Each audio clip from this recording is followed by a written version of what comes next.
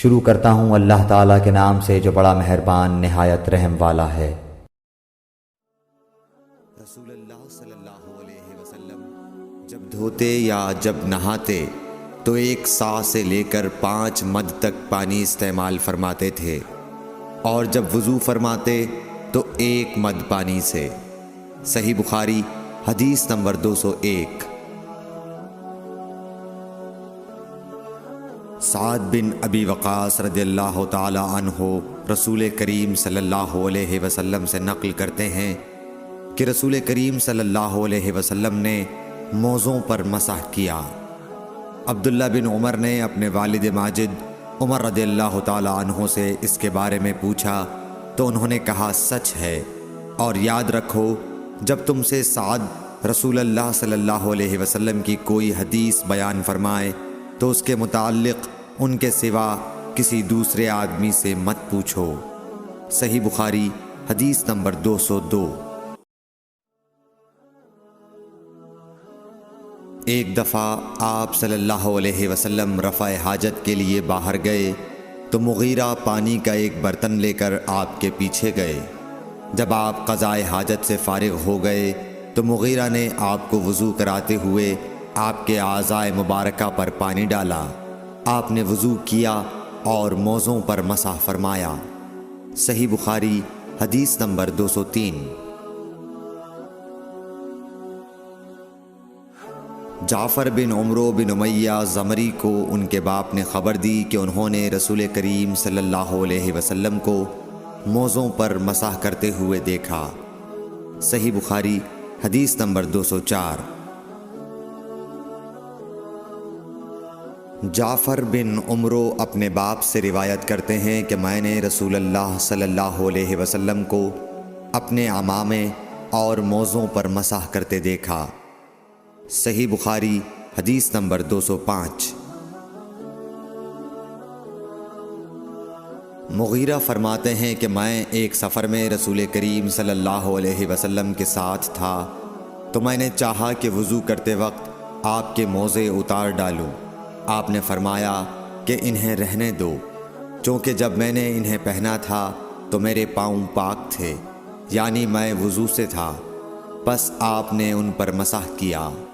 صحیح بخاری حدیث نمبر 206۔ رسول کریم صلی اللہ علیہ وسلم نے بکری کا شانہ کھایا، پھر نماز پڑھی اور وضو نہیں کیا۔ صحیح بخاری حدیث نمبر 207۔ جعفر بن عمرو بن امیہ نے اپنے باپ عمرو سے خبر دی کہ انہوں نے رسول اللہ صلی اللہ علیہ وسلم کو دیکھا کہ آپ بکری کے شانے سے کاٹ کاٹ کر کھا رہے تھے۔ پھر آپ نماز کے لیے بلائے گئے تو آپ نے چھری ڈال دی اور نماز پڑھی، نیا وضو نہیں کیا۔ صحیح بخاری حدیث نمبر 208۔ سوید بن نعمان رضی اللہ تعالی عنہ نے خبر دی کہ فتح خیبر والے سال وہ رسول اللہ صلی اللہ علیہ وسلم کے ساتھ صحبہ کی طرف جو خیبر کے قریب ایک جگہ ہے پہنچے۔ آپ صلی اللہ علیہ وسلم نے عصر کی نماز پڑھی، پھر ناشتہ منگوایا تو سوائے ستو کے اور کچھ نہیں لایا گیا۔ پھر آپ نے حکم دیا تو وہ بھگو دیا گیا۔ پھر رسول کریم صلی اللہ علیہ وسلم نے کھایا اور ہم نے بھی کھایا۔ پھر مغرب کی نماز کے لیے کھڑے ہو گئے، آپ نے کلی کی اور ہم نے بھی۔ پھر آپ نے نماز پڑھی اور نیا وضو نہیں کیا۔ صحیح بخاری حدیث نمبر 209۔ حضرت میمونہ زوجہ رسول کریم صلی اللہ علیہ وسلم نے بتلایا کہ آپ نے ان کے یہاں بکری کا شانہ کھایا، پھر نماز پڑھی اور نیا وضو نہیں فرمایا۔ صحیح بخاری حدیث نمبر 210۔ رسول اللہ صلی اللہ علیہ وسلم نے دودھ پیا، پھر کلی کی اور فرمایا اس میں چکنائی ہوتی ہے۔ صحیح بخاری حدیث نمبر 211۔ رسول کریم صلی اللہ علیہ وسلم نے فرمایا کہ جب نماز پڑھتے وقت تم میں سے کسی کو اونگ آ جائے تو چاہیے کہ وہ سو رہے یہاں تک کہ نیند کا اثر اس سے ختم ہو جائے۔ اس لیے جب تم میں سے کوئی شخص نماز پڑھنے لگے اور وہ اونگ رہا ہو تو وہ کچھ نہیں جانے گا کہ وہ خدا سے مغفرت طلب کر رہا ہے یا اپنے نفس کو بد دعا دے رہا ہے۔ صحیح بخاری حدیث نمبر 212۔ رسول اللہ صلی اللہ علیہ وسلم نے فرمایا کہ جب تم نماز میں اونگنے لگو تو سو جانا چاہیے، پھر اس وقت نماز پڑھے جب جان لے کہ وہ کیا پڑھ رہا ہے۔ صحیح بخاری حدیث نمبر 213۔ حضرت انس روایت کرتے ہیں کہ رسول کریم صلی اللہ علیہ وسلم ہر نماز کے لیے نیا وضو فرمایا کرتے تھے۔ میں نے کہا تم لوگ کس طرح کرتے تھے؟ کہنے لگے ہم میں سے ہر ایک کو اس کا وضو اس وقت تک کافی ہوتا جب تک کوئی وضو توڑنے والی چیز پیش نہ آ جاتی، یعنی پیشاب، پخانہ یا نیند وغیرہ۔ صحیح بخاری حدیث نمبر 214۔ سوید بن نعمان رضی اللہ تعالی عنہ نے بتلایا کہ ہم خیبر والے سال رسول اللہ صلی اللہ علیہ وسلم کے ہمراہ جب صحبہ میں پہنچے تو رسول کریم نے ہمیں عصر کی نماز پڑھائی۔ جب نماز پڑھ چکے تو آپ نے کھانے منگوائے، مگر کھانے میں صرف ستو ہی لایا گیا، سو ہم نے اس کو کھایا اور پیا۔ پھر رسول کریم صلی اللہ علیہ وسلم مغرب کی نماز کے لیے کھڑے ہو گئے تو آپ نے کلی کی، پھر ہمیں مغرب کی نماز پڑھائی اور نیا وضو نہیں کیا۔ صحیح بخاری حدیث نمبر 215۔ رسول اللہ صلی اللہ علیہ وسلم ایک دفعہ مدینے یا مکے کے ایک باغ میں تشریف لے گئے۔ وہاں آپ نے 2 شخصوں کی آواز سنی جنہیں ان کی قبروں میں عذاب کیا جا رہا تھا۔ آپ صلی اللہ علیہ وسلم نے فرمایا کہ ان پر عذاب ہو رہا ہے اور کسی بہت بڑے گناہ کی وجہ سے نہیں۔ پھر آپ صلی اللہ علیہ وسلم نے فرمایا بات یہ ہے کہ ایک شخص ان میں سے پیشاب کے چھینٹوں سے بچنے کا اہتمام نہیں کرتا تھا اور دوسرا شخص چغل خوری کیا کرتا تھا۔ پھر آپ صلی اللہ علیہ وسلم نے کھجور کی ایک ڈالی منگوائی اور اس کو توڑ کر 2 ٹکڑے کیا اور ان میں سے ایک ایک ٹکڑا ہر ایک کی قبر پر رکھ دیا۔ لوگوں نے آپ صلی اللہ علیہ وسلم سے پوچھا کہ یا رسول اللہ یہ آپ نے کیوں کیا؟ آپ نے فرمایا اس لیے کہ جب تک یہ ڈالیاں خشک نہ ہوں شاید اس وقت تک ان پر عذاب کم ہو جائے۔ صحیح بخاری حدیث نمبر 216۔ انس بن مالک رضی اللہ تعالی عنہ روایت کرتے ہیں کہ رسول کریم صلی اللہ علیہ وسلم جب رفع حاجت کے لیے باہر تشریف لے جاتے تو میں آپ کے پاس پانی لاتا، آپ اس سے استنجا فرماتے۔ صحیح بخاری حدیث نمبر 217۔ ایک مرتبہ رسول اللہ صلی اللہ علیہ وسلم 2 قبروں پر گزرے تو آپ نے فرمایا کہ ان دونوں قبر والوں کو عذاب دیا جا رہا ہے اور کسی بڑے گناہ پر نہیں۔ ایک تو ان میں سے پیشاب سے احتیاط نہیں کرتا تھا اور دوسرا چغل خوری کیا کرتا تھا۔ پھر آپ صلی اللہ علیہ وسلم نے ایک ہری ٹہنی لے کر بیچ سے اس کے 2 ٹکڑے کیے اور ہر ایک قبر پر ایک ٹکڑا گاڑ دیا۔ لوگوں نے پوچھا کہ یا رسول اللہ آپ نے ایسا کیوں کیا؟ آپ نے فرمایا شاید جب تک یہ ٹہنیاں خشک نہ ہوں ان پر عذاب میں کچھ تخفیف رہے۔ صحیح بخاری حدیث نمبر 218۔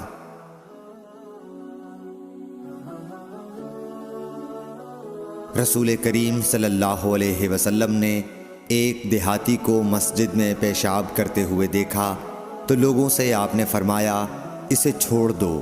جب وہ فارغ ہو گیا تو پانی منگوا کر آپ نے اس جگہ بہا دیا۔ صحیح بخاری حدیث نمبر 219۔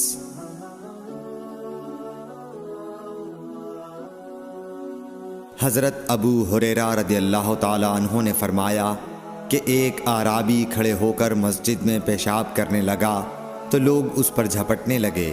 یہ دیکھ کر رسول کریم صلی اللہ علیہ وسلم نے لوگوں سے فرمایا کہ اسے چھوڑ دو اور اس کے پیشاب پر پانی کا بھرا ہوا ڈول یا کچھ کم بھرا ہوا ڈول بہا دو، کیونکہ تم نرمی کے لیے بھیجے گئے ہو، سختی کے لیے نہیں۔ صحیح بخاری حدیث نمبر 220۔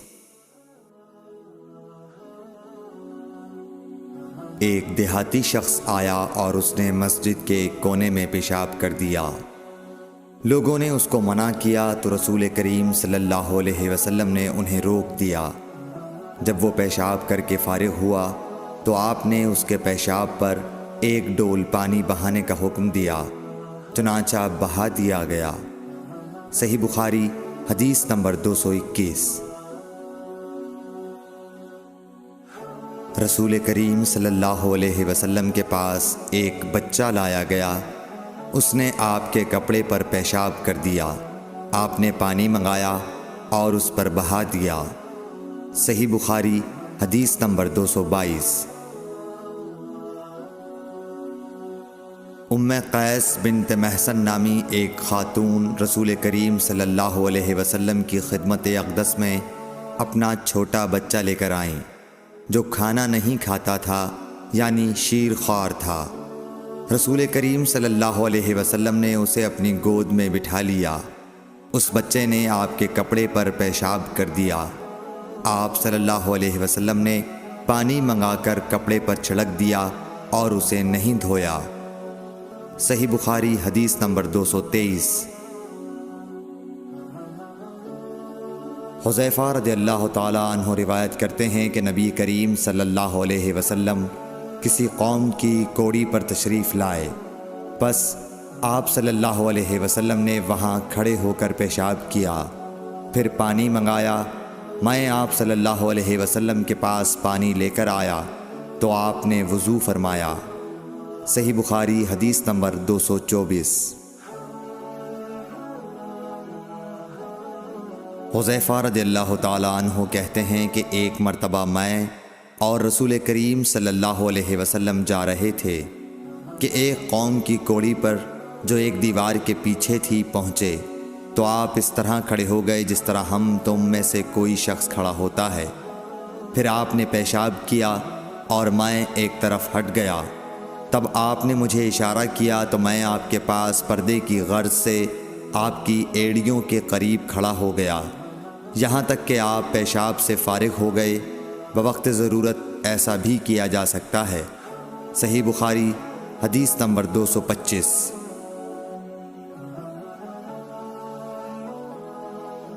ابو موسیٰ اشعری پیشاب کے بارے میں سختی سے کام لیتے تھے اور کہتے تھے کہ بنی اسرائیل میں جب کسی کے کپڑے کو پیشاب لگ جاتا تو اسے کاٹ ڈالتے۔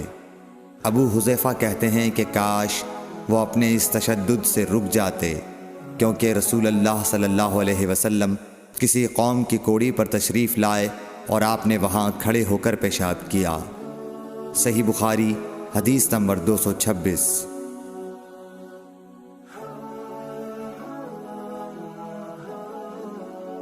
ایک عورت نے رسول کریم صلی اللہ علیہ وسلم کی خدمت میں حاضر ہو کر عرض کی، حضور فرمائیے ہم میں سے کسی عورت کو کپڑے میں حیض آ جائے تو وہ کیا کرے؟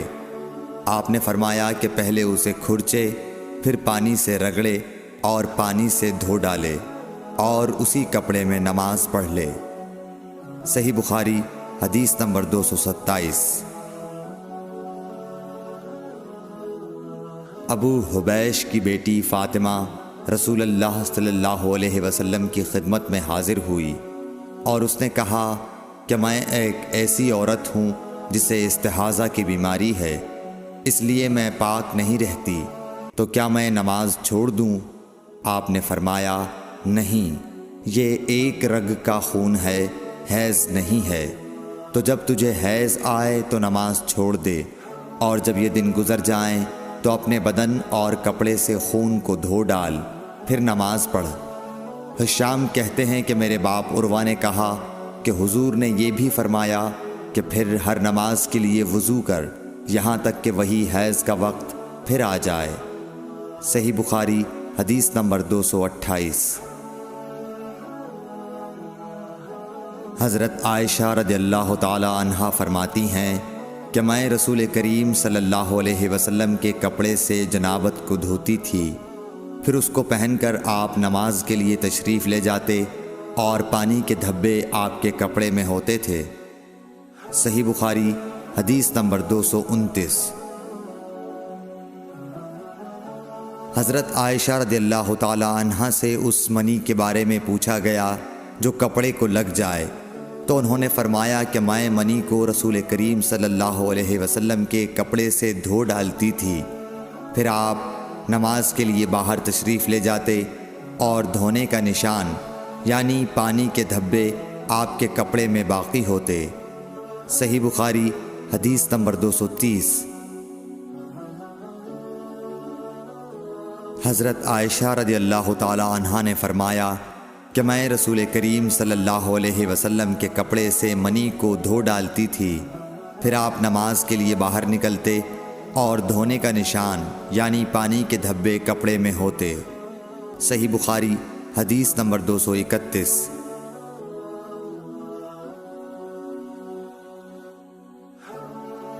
حضرت عائشہ رضی اللہ تعالی عنہا رسول کریم صلی اللہ علیہ وسلم کے کپڑے سے منی کو دھو ڈالتی تھیں۔ وہ فرماتی ہیں کہ پھر کبھی میں ایک دھبا یا کئی دھبے دیکھتی تھی۔ صحیح بخاری حدیث نمبر 232۔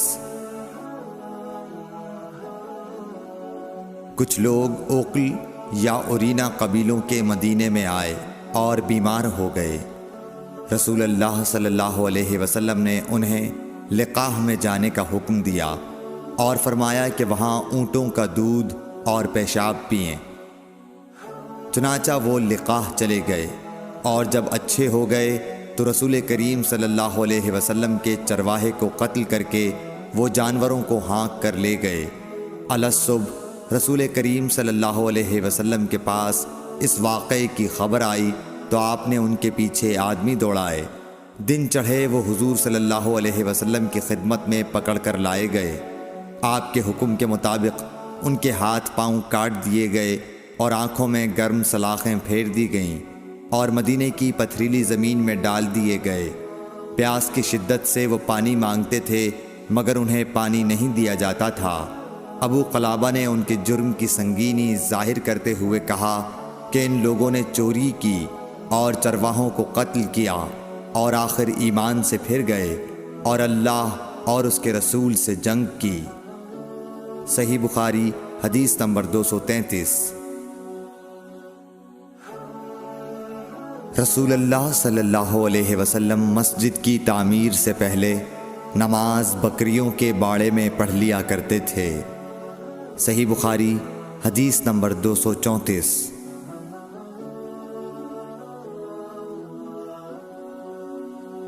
رسول کریم صلی اللہ علیہ وسلم سے چوہے کے بارے میں پوچھا گیا جو گھی میں گر گیا تھا۔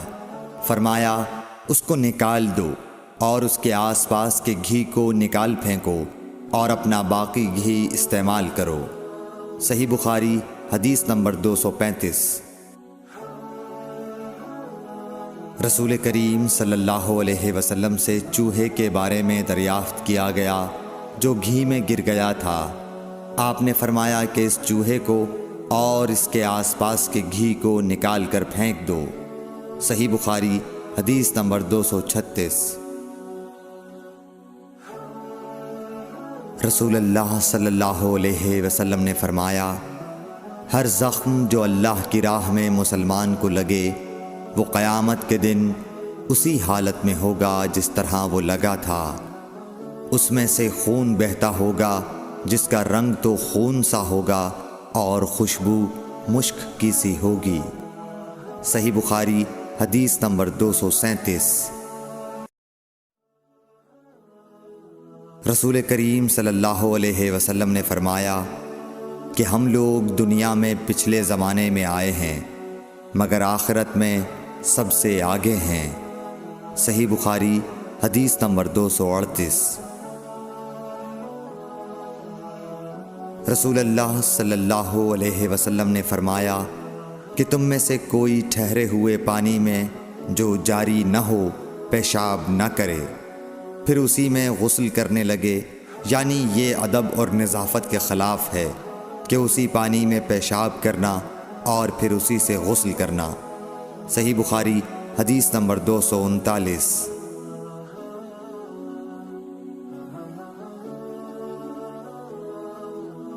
ایک دفعہ رسول کریم صلی اللہ علیہ وسلم کعبہ شریف میں سجدے میں تھے۔ ایک دوسری سند سے رسول اللہ صلی اللہ علیہ وسلم کعبے کے نزدیک نماز پڑھ رہے تھے اور ابو جہل اور اس کے ساتھی بھی وہیں بیٹھے ہوئے تھے۔ تو ان میں سے ایک نے دوسرے سے کہا کہ تم میں سے کوئی شخص ہے جو قبیلے کی جو اونٹنی ذبح ہوئی ہے اس کی اوجڑی اٹھا لائے اور لا کر جب محمد صلی اللہ علیہ وسلم سجدے میں جائیں تو ان